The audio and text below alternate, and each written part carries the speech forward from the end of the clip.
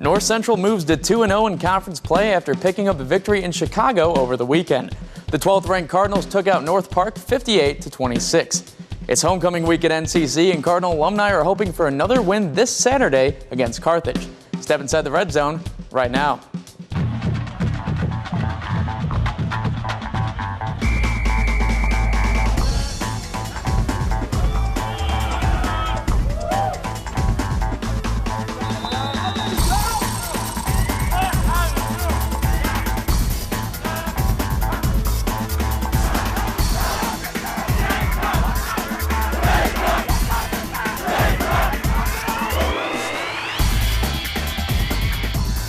Welcome inside the red zone. I'm Zack Pattat.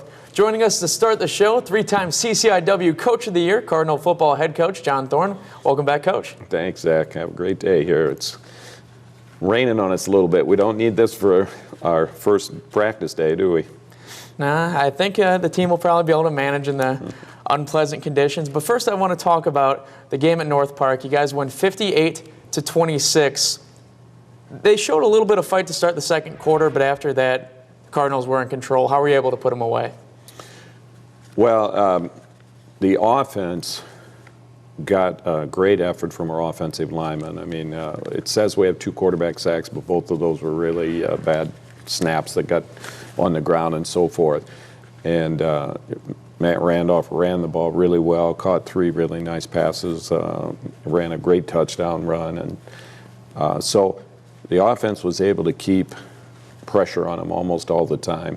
And then defensively, the 3 interceptions were a huge part of the game, and they were really, really fun. I mean, Kevin Schroeder's was very acrobatic right at the goal line, you know, pinned against his helmet and shoulder pad and everything, you know. I mean, it was a tough catch. And then Nick Samuelson's, the ball got tipped about 4 times, and he ends up with that great big old paw of his pulling it in. And but Mike Monterubio's was really fun because he ran it all the way back for a touchdown, and the guys were teasing him how long it took him to get through everybody before he got back there. So lots of good things happened in that first half especially.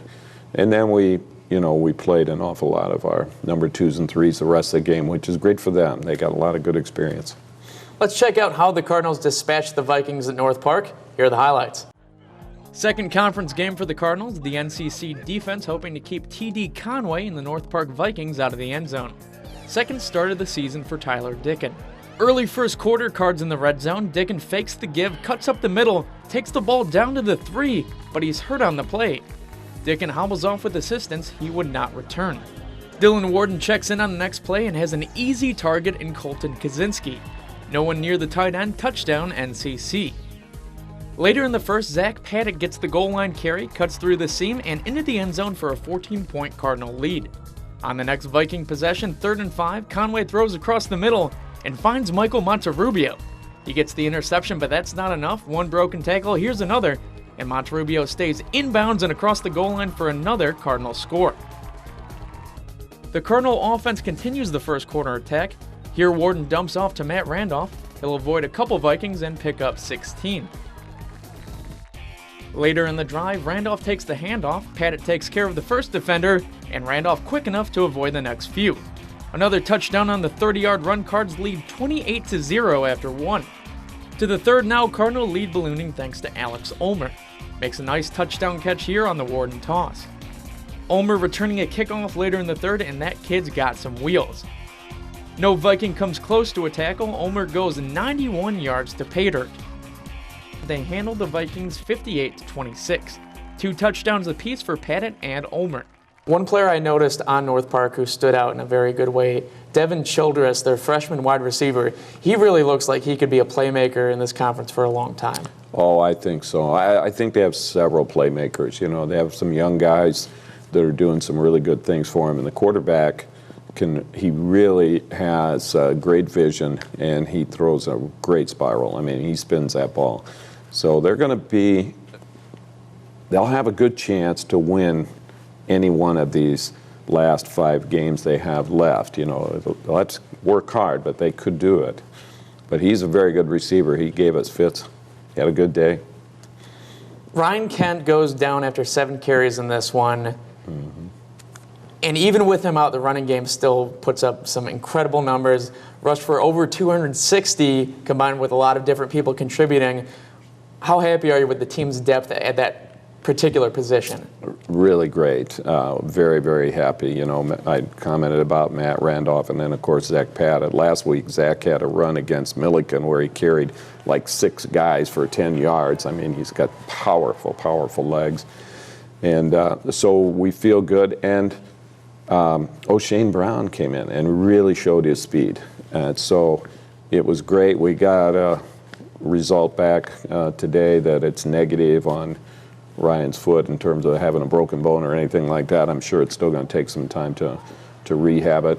And really, Dylan makes that running game work well too, because he's part of it. And he completed 15 out of 17, which is where we wanted to see him get. You know, so we're still working on that process, but you can't throw it much better than that.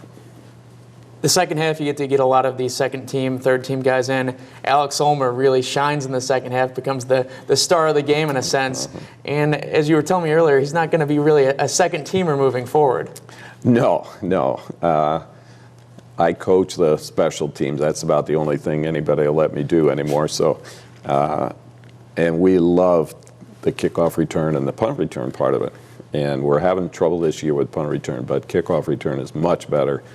But that was gorgeous. 91-yard touchdown run. I mean, you don't get those very often. He showed tremendous speed. He broke 1 tackle. He just completely outran 3 people. And so I think we're going to leave him there and see what he can do this week and beyond. If we're going to nitpick anything from this North Park game, you give up a lot of passing yards, 4 passing touchdowns. Right. There were those incredible interceptions, but I'm guessing you'd like to see a little less through the air for the opponent. You know, we're still in that process. Every year, it's like a jigsaw puzzle. You got to find all the pieces and put it all together correctly. We're still trying to find exactly what parts of our defense our guys can do the best. And we're trying to give our defensive linemen more and more opportunities to prove that they can get pressure on the quarterback without us having to bring extra people. So that's where we have to get in the next 5 weeks. Can we get pressure? How do we get the pressure? Do we need to bring linebackers? Can we do it with the front 4 and with a few twists and turns? And then that will help the whole back end of it settle in and be able to play. We're still not rerouting every single time. You know, part of the time we are, part of the time we're not. So there are things that can be fixable. Vision is a huge part of being a defensive back and a linebacker, just like it is for a quarterback, you know. So every week, every time we get a chance to play, they're getting more reps and more chances to try and get this whole thing figured out. So we knew they were going to get some passing yards. We didn't like the fact that they got the 1 real long touchdown, but when we look back at the film, I didn't even notice it during the game, but Kevin Nalewski is a really terrific young player for us, going to have a great future for the Cardinals. Tried to break, slipped and fell right on the ground. Well, that's pretty hard to defend anybody when you fall down, so we're going to work on standing up this week. Well, more reps working on standing up, and when we return, we'll look ahead to North Central's homecoming matchup against Carthage. More Red Zone after this.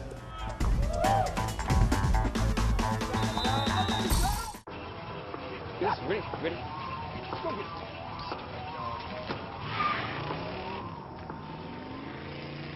Oh, come on, Randy. Animal shelter, here I come. And no, I'm not crazy or emotionally damaged. That's a stereotype. I just belong to a total loser. I'm a good dog. So if you want a pet, adopt. And if you see Randy, tell him he dropped his wallet.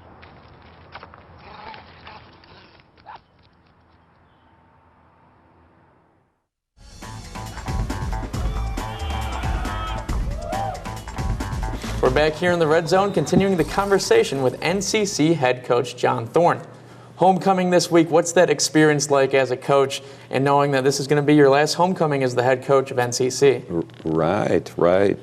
Well, it's also Hall of Fame induction week, and we've got a great receiver, that even played in the NFL for a while that's coming in. So that'll be fun for the guys. I hope they get a chance to meet and talk with him and so forth.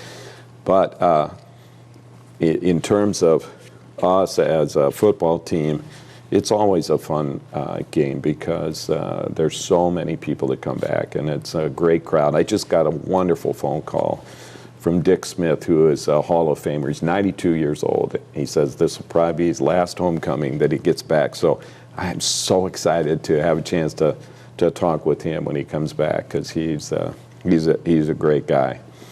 So it'll be a fun game. Carthage, they're getting better. They're getting a lot better. They played really tough. They beat Wesleyan 20-10. They went into overtime with Elmhurst last week. So they're starting to put things together. So it's a little early for us to know our full game plan for them, but they're a good team.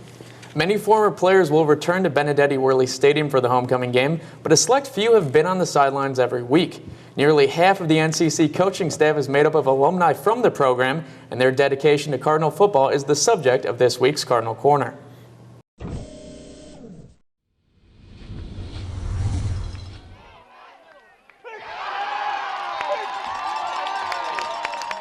Former Cardinals safety Shane Durking embraces leadership roles on the football field. He served as a captain during 2012 and 2013 and wanted to continue his football career as a coach. As luck would have it, the Cardinals had an opening this offseason for a graduate assistant to coach the secondary. I talked to my parents. It's a great opportunity. This is a place I love and I want to stay, so it was a great opportunity. Everything just fell into place, and I ended up taking the position. 5 other former players joined Durking on this year's coaching staff, including 2013 standout linemen Jace Werkheiser and Josh Fick. The first experiences as a coach can be tricky. Werkheiser says he's still adjusting. It's different. The guys are still getting used to calling me coach, and it's weird approaching them as a coach now, but I'm enjoying it. It's kind of nice being able to tell them what to do now as a coach, boss them around. It's fun. Homecoming week draws plenty of Cardinal alumni back to Benedetti Worley Stadium. For this group of coaches, that means reuniting with some cherished friends. It's going to be good to see my buddies. We've had a lot of them come out to the home games that we've had this past year, the first 2 home games. But homecoming, going to be a lot more people, going to see a lot of old faces. It's fun to see all the faces come back that you recognize, and me being a little bit older now, I don't see as many faces around the campus as I once did that I recognize, so it'll be nice to have the guys that I played with come back and see them again. Saturday's game and all the festivities surrounding it may resonate with these coaches in a different way. The desire to come home is why they're on the sideline, willing to continue serving the team they've appreciated for so long.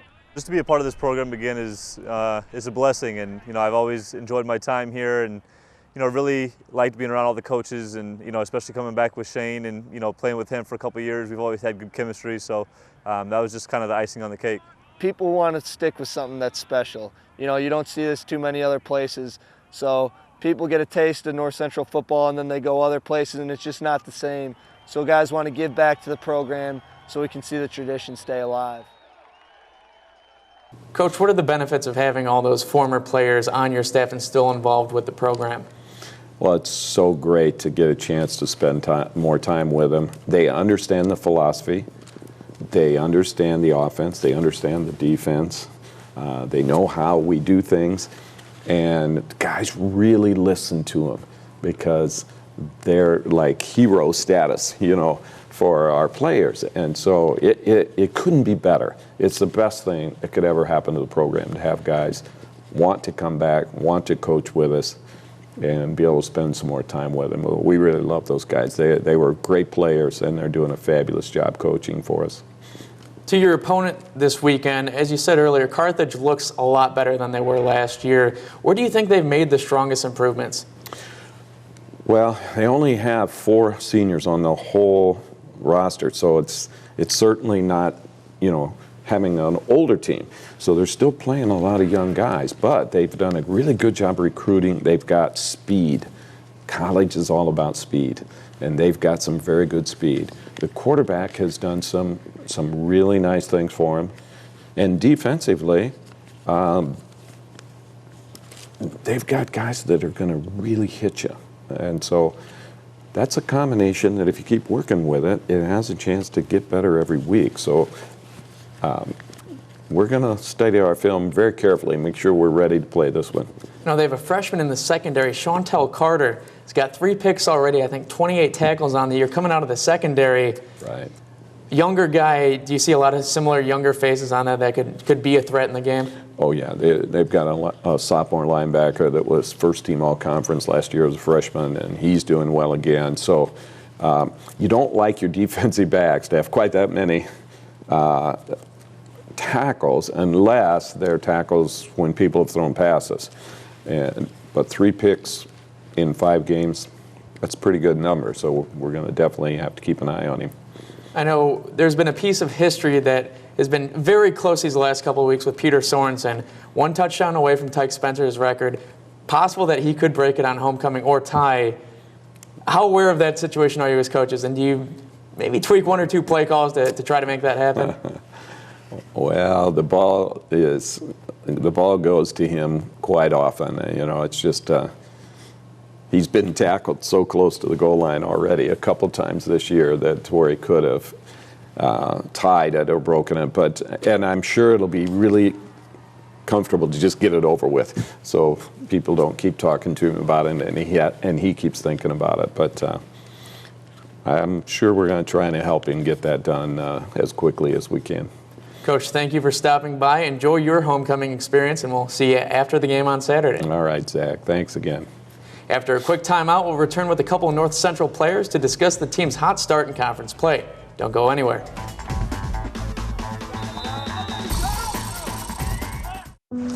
Hi, my name's CJ. A few years ago, my father became seriously ill. I did what I could do before he passed, but it took its toll. I lost my job, my house. I'm getting back on my feet, but I don't know when there'll be food on the table. How'd I do, CJ? We could be twins. Well, cousins, maybe.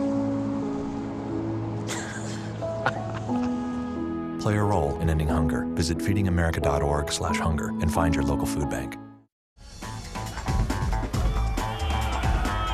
Welcome back inside the Red Zone. Joining me now, 2 of the big playmakers from the Cardinals' victory at North Park, sophomore running back Zack Pattat and junior defensive back Kevin Schroeder. Guys, thanks for joining us today. No problem. Thanks for having us.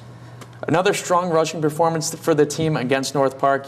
You guys are over 5.5 yards a carry now on the season. Zack, what have you seen out of your co-teammates in the running back position, seeing that so many people in the backfield are making these big gains?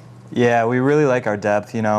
Coach Pugh gives us the mindset that if one person goes down, the next person's got to be ready to take over and be that number 1 guy. And just when you go in, do the best with your reps, and of course the offensive line makes it easy for us, when they're opening up holes like that against North Park and lately how they've been blocking against Milliken, they really make it easy for you to average 5.5 yards per carry because you're not getting hit until 5 yards. So they really make it easy for us, and just the mindset that all of us running backs go into the game with, really helps us to be ready when our number's called. Kevin, the secondary, you come up with 3 picks in that game against North Park. Linebackers show you up a little bit. Monterrubio with that pick 6, breaking some tackles on his way to the end zone. But where do you think that the pass defense is right now? How satisfied are you with the play of that unit so far, and where could you see some areas of improvement? Yeah. Obviously, we can improve on many things, but this week I think we did a good job at getting pressure to the quarterback. You could tell the throws he made when he was pressured, he just threw them up there for us to get them, and Monterrubio made a great play on that ball and made a great return, broke a lot of tackles, and got into the end zone. Nick Samuelson with his, JD was right there, being physical with the receiver, and there was pressure on that play too, and that was just a great acrobatic catch and a great play by him too. And yeah, where we can improve, I think we need to be more physical, definitely, on the edges and in rerouting inside. I think we got to make that an every play type mindset, whereas we did it half and half, like in the game and on Saturday and throughout the season. And we can always get better with our feet and our footwork and be more direct with the cuts that we take as defensive backs and better angles that we take as linebackers and getting pressure to the quarterback. Basically, everyone has work to do. I know neither of your groups is at full strength. Injuries have plagued NCC in the early season. but those men who have had to step up and fill big shoes have been up to the challenge so far. In this week's What's the Word, the Cards discuss the team's ability to overcome those setbacks. If someone goes down, someone's always ready to step right in, and that's why I think our program has excelled even in the last 10 years, or it's just because I think the twos, the threes, they all get a lot of playing time. So as soon as a one goes down, the two is ready to step right in. Head coach Thorne just did a great job, building from the ground up, making a good foundation. So we bring in great players, all the younger guys, and everybody focuses on what they need to do. So even if you're not a starter, when you do get in the game or if something happens, God forbid somebody gets hurt, you're ready to go and you know exactly what you need to do. So I think just in general the program does a great job of just rebuilding talent, and it's really good to see that the guys who step up are ready to go. Well, Coach Thorne always preaches, we want to reload rather than rebuild. So we just don't want to miss a step. And Coach, we get to play these games where our twos get to go in. We get a lot of good experience, so it makes it easy on us. Okay, in the North Park game, you lose Tyler Dickin, you lose Ryan Kent, you lose John Skokna, and the team isn't exactly healthy as is going in. Zach, you can start, and then Kevin, you can add on afterwards. Your team's ability to bring that next guy up, and the next guy is always ready. Why are you so good at doing that?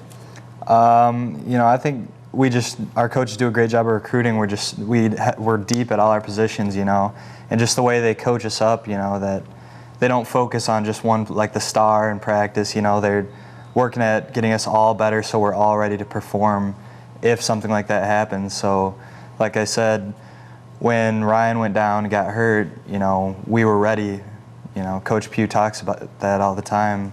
You got to be ready when your number's called, and I think me, Matt Randolph, and O'Shane did a great job stepping in, when things got bad. And Kevin, on the defense? Yeah, we've had a lot of injuries on the defensive line and everywhere, really, with Jeremy Nicholas going down. I mean, you look at Jeremy Nicholas, Peter Mann, Brad Kuchenbecker, Steve Laramitis, losing really effective players early in the year is really tough to do. But when guys like John Egan and PJ Crotty and Tyrone Suggs, the young guy, are stepping in and playing to the level that they're playing, it's truly unbelievable. And I think it's really more as how dedicated everyone is to the same purpose as a program, and everyone's there working as hard as they can, knowing the game plan and listening to the coaches, even though they're the number twos or threes, and they never know when their time's going to shine. And when PJ's time shined in the Milliken game, he came off the bench and got an interception. I mean, when that happens, it's just great. So I think we're dealing with the adversity with the injuries really well on both sides of the ball, and let's hope that can continue and we can get healthy and be a better team for it. Homecoming this week against Carthage. This team looks vastly improved from the team that lost 72-20 to your team last season. Where do you think that you got to hit them the hardest, starting on defense, and then we'll move to offense? I think we need to continue to shut down the run game. I know they got a really good running back, and their quarterback's starting to improve too, so we got to just defend on all levels and get better at each individual position's job to continue our success there. I would say that we just need to keep running the ball, keep being physical, and then, getting our passes in there like we did this weekend, being really efficient with our pass game, making our easy throws and hitting the long ones also. Those big plays really help us provide a spark. But yeah, just keep being physical, running the ball. Our O-line's been great, so, keeping the turnovers to a minimum. We had 2 this weekend, which you don't want to see, but if we can keep that number down, we're going to win football games. Kevin, Zach, thanks for stopping by the show this week. We appreciate it. Good luck on Saturday. Thanks for having us. We're not done yet. After one more break, North Central Sports Information Director Clark Tuscher will stop by and let us know a little more about the other fall sports action going on at NCC. Stick with us.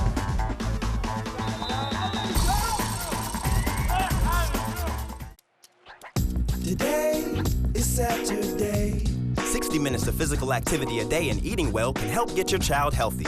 Get ideas, get involved, get going at letsmove.gov. That's letsmove.gov.